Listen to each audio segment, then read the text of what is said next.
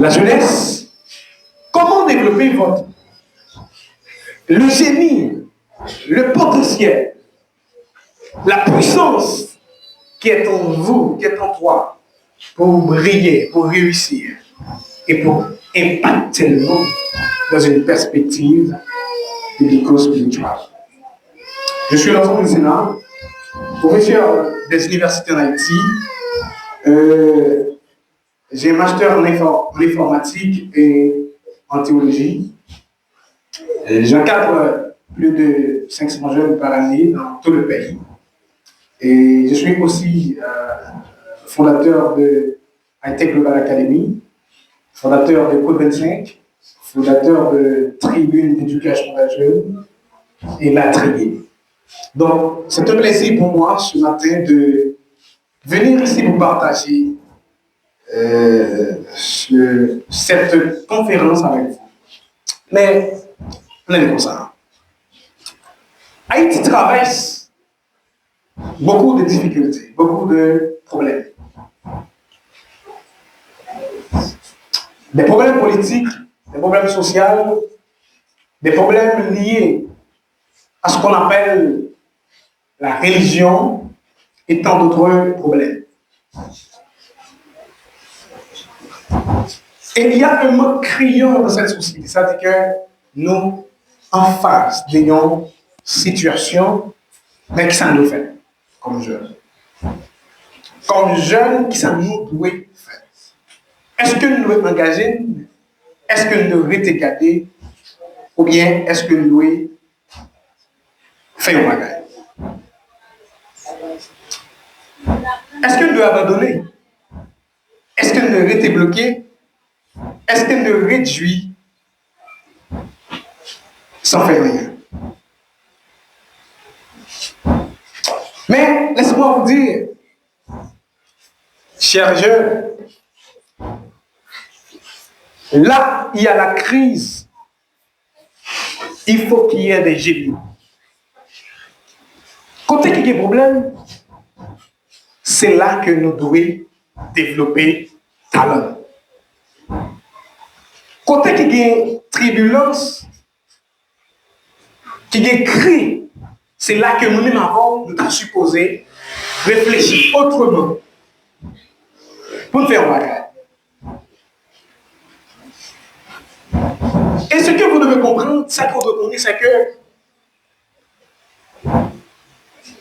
la réussite, le destin d'un peuple repose sur la jeunesse. C'est-à-dire que, quel que soit le pays, pour que les changer, il a besoin de présence, même avant que c'est jeune. Si nous-mêmes avant comme jeunes, nous pas commencer à dire qui ça n'a fait face à la situation qui traverse la société, maintenant, il y a un problème. Parce que toute société, toute richesse en société, est basée sur la jeunesse. C'est pourquoi lorsque nation, en société a une crise, il n'y a pas besoin des jeunes qui sont passifs, c'est-à-dire des jeunes qui ne pas fait rien. Mais il a besoin des jeunes qui sont actifs, qui sont présents, des jeunes qui sont capables d'engager. C'est-à-dire, nous devons joindre des jeunes qui sont audacieux. Nous avons besoin des jeunes qui sont éclairés. Nous avons besoin des jeunes qui sont prêts à innover, à créer, à transformer un environnement pour que cette société soit grandie.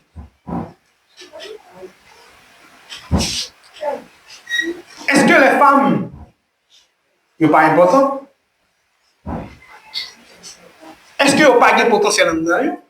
Est-ce que vous n'avez pas de capacité en dedans? Est-ce que vous-même qui l'avez dit, est-ce que vous n'avez pas un génie? Est-ce que vous n'avez pas une dimension potentielle en dedans? Est-ce que vous n'avez pas une passion en dedans? Est-ce que vous n'avez pas envie qu'on bagaille, par exemple, et c'est vrai? Maintenant, est-ce qu'on peut réussir sans passion, sans action, sans la motivation, sans l'encadrement? Et vous allez voir l'ensemble des étapes ce soir ce matin, que nous sommes capables de joindre comment nous devons faire pour nous impacter le monde. Mais aujourd'hui, nous sommes en contexte d'urgence et nous sommes dans le désespoir. C'est-à-dire, même encore parfois, nous trouvons nous dans le désespoir. C'est-à-dire, développer ça qui entre dans nous, il n'est pas aussi facile. Mais laisse-moi vous dire, est-ce que ça entre dans nous par une mission? Parce que tout ce qui est révélé, il y a certainement quelque chose.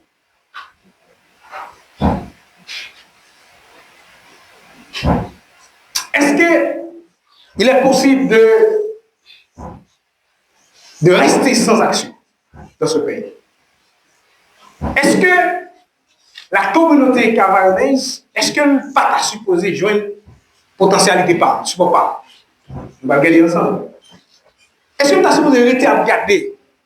Nous qui vivons là ensemble, je dis, qui ça nous a fait ensemble? Est-ce qu'on a dit que nous avons regardé comment l'environnement va aller et nous allons faire rien là-dedans? Et nous allons regarder. On va commencer avec un texte qui dit que, c'est un texte biblique qui dit que, au commencement, Dieu créa les cieux et là. La terre était informe, ça, et vide. Ça dit que là où il y a le vide, il y a la richesse. Tenez bien. Côté qui est vide là, c'est la richesse là. C'est parce que Dieu, tu vois, espace, il crée la terre, il dit que la terre est forte et vide, nous devons mettre nos bagages là-dedans. Et au même, lorsque vous avez un environnement vide, qui sont à faire là-dedans? La question. Ok? Nous regardons ensemble rapidement. Est-ce que il n'est pas nécessaire pour que nous fassions dialogue entre la foi,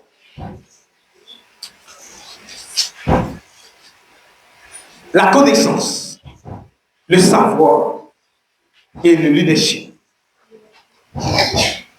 La foi, je dis que c'est une femme assurée. Des choses qu'on est. Maintenant, si la foi, c'est une femme assurance, maintenant si ma fait action, moi je fais action dans la. Parce que la foi, quand on fait quoi que nous réalisons. Maintenant, est-ce que si la foi, pas de connaissance, est-ce que la très bon? On a dit, est-ce que la bonne? Maintenant, quand il y a la foi, maintenant, il faut mélanger avec la connaissance. C'est-à-dire, moi, je peux aller à l'école, aller à l'université, prendre des formations, apprendre jeu muscle, apprendre à faire un bagage. Donc, c'est là la connaissance. Maintenant, la foi marche avec le savoir, la connaissance. Maintenant, après, il y a la foi, le bagage est important. Pour que il y ait connaissance, il y ait la foi, même pas de capacité pour que moi mène la société, pour que moi mène en fait public là, veillons résultat, veillons réalisation. Mais maintenant, ma besoin d'élément qui est le leadership. Qui ça le leadership? Le leadership, c'est lorsqu'on est capable de pouvoir aider l'autre à faire des actions. Même si il n'aime pas l'action, mais il devient l'apprécier. C'est-à-dire qu'après qu'il fait action, même s'il parle d'une action, depuis c'est mettre de le faire, orienter le faire, il vient même, mais pas très bien avant. C'est ça le leadership. C'est aider quelqu'un à poser un acte. Lorsque je fais action, il ne doit pas très bien action, mais il remet action. Ok? Mais nous allons en détail. Nous avons trois éléments. La foi, la connaissance et le leadership. C'est un dialogue. Donc, aujourd'hui, commencez par mettre ces trois éléments en relation. Lorsque tu arrives chez vous, chez toi, donc dis, entre autres, que nous avons la foi. Ma prière, mon Dieu. Est-ce que nous avons connaissance? Est-ce que nous avons le leadership?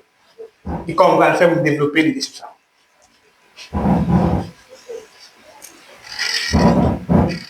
Mais Dieu cherche des jeunes. 3. Tu es chrétien, jeune chrétien. Il dit que que fais-tu en ce temps de crise, en ce temps de chaos, comme chrétien, qui soit fait? Et pas oublier que Dieu cherche des jeunes qui peuvent changer cette société. Parce que Dieu, moi, c'est que Dieu pas seulement besoin des jeunes qui passifs, il a besoin des jeunes qui prêts engagés. Et ça fait que lorsque Dieu a fait choix de nos jeunes, les garder dans lui, dans leader. Est-ce que tu vas rester sans rien faire pendant que ton pays brûle, ton pays se trouve dans le chaos? Pendant que le peuple l'a effondré, pendant que Dieu même après l'eau pour faire action, Dieu après l'eau pour lever, posons acte. C'est pourquoi aujourd'hui, Dieu cherche des jeunes comme Daniel, comme Joseph, comme Esther, ou encore le jeune Jésus-Christ à 12 ans. Jésus-Christ à 12 ans, il était debout dans le temple et questionnait les grandes deux. C'est-à-dire, à 12 ans, Jésus-Christ a commencé à faire action. C'est ou même qui a 10, 15, 20 ans, ou qui a posé action. Parce que la jeunesse a besoin de poser un acte dans la société. Et je vais montrer nous qui sa jeunesse là. Comment on définit jeunesse là. Ok? Donc, la jeunesse, Dieu a besoin de ton potentiel, de ta sagesse, de ton humilité. Donc, Jésus-Christ était debout dans le temple, en train de discuter avec les sages. Des jeunes capables de poser des problèmes. Donc, il faut être capable de poser des solutions profondes, des questions. Ok? D'apporter des réponses éclairées et de révéler le génie qui se place en vous. Est-ce que tu crois que tu es un génie? Est-ce qu'on croit que tu es un génie? Est-ce qu'on croit que tu as un bon potentiel? Est-ce qu'on croit que tu as une dimension exceptionnelle que l'autre ne bague? Est-ce qu'on croit que tu as un nom que l'autre ne bague? Et ma toujours je dire c'est que Dieu fait chaque monde un potentiel, une dimension exceptionnelle. Et parfois même, il est capable multidimensionnel, c'est-à-dire qu'il y a plusieurs potentiels. Il va le dire à tout à l'heure. Maintenant, Dieu parle là avec Adam. Il dit Adam, bayani ça on nous pour là, Dieu baille Adam une responsabilité.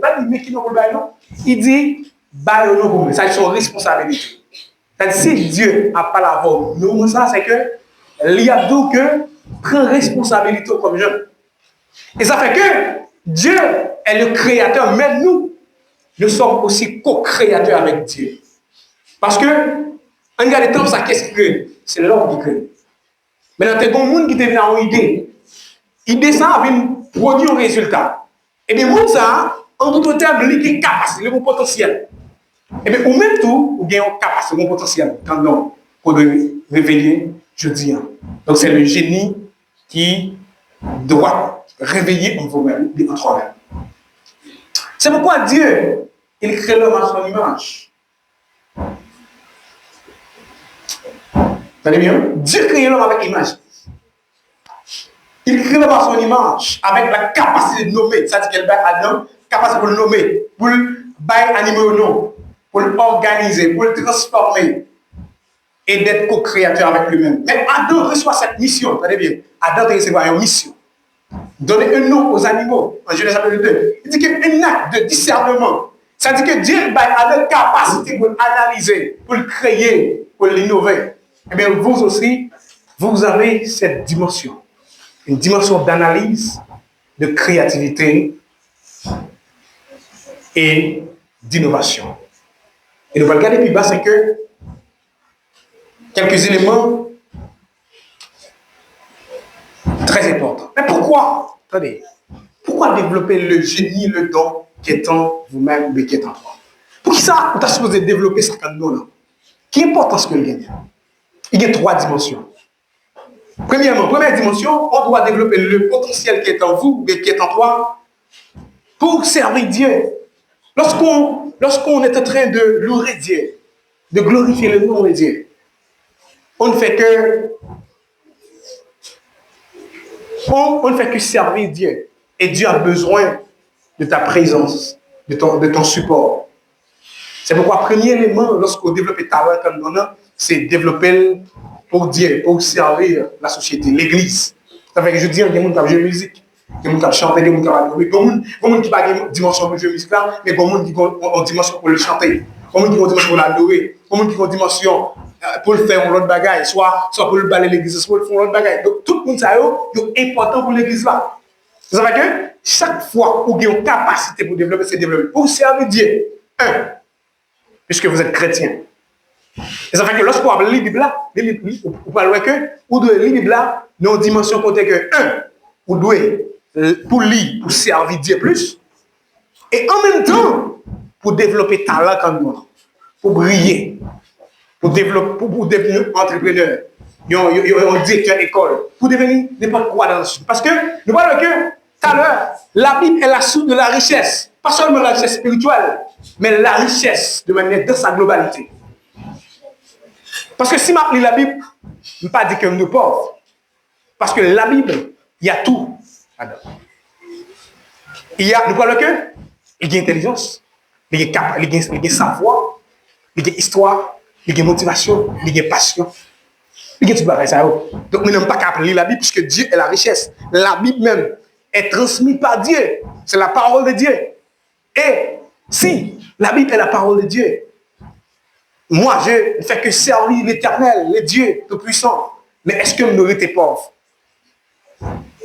Est-ce que l'Église a été pauvre? Parce que pendant que la Bible est la richesse. Et deuxième élément, c'est que moi, je dois développer ça quand même, parce que pour me servir, pour me servir la communauté. Deuxième élément, c'est servir ta communauté. Souvent, on va faire une communauté pour cette question. Pour qu'ils ne soient pas en ligne. Qui sont supposés faire comme jeunes? Ou bien 15, 10, 20 ans. Donc 25 ans, 30 ans, 40 ans, on est pour faire une société. Donc, qui sont le fait? Est-ce qu'on aurait été gardé ou bien le font action? Et troisième élément, c'est que vous devez développer talent quand nous passe pour capable de servir l'humanité. Je vais faire comment ça? C'est pas genre de dire que vous êtes petit malheureux, malheureuse, ou pas capable d'impacter le monde. Pas arriver Potochita là pour arriver quel que soit notre pays que l'il y a. Donc, on doit avoir une dimension pour impacter tout le monde là. Pas impacter côté là. C'est impacter le monde là. Ok? Nous voyons que, puisque vous avez trois dimensions, on connaît que on doit développer talent comme nous. Premièrement, pour servir Dieu. Deuxièmement, pour servir la communauté, c'est-à-dire que pour faire de la communauté. Troisièmement, pour servir l'humanité, le monde entier.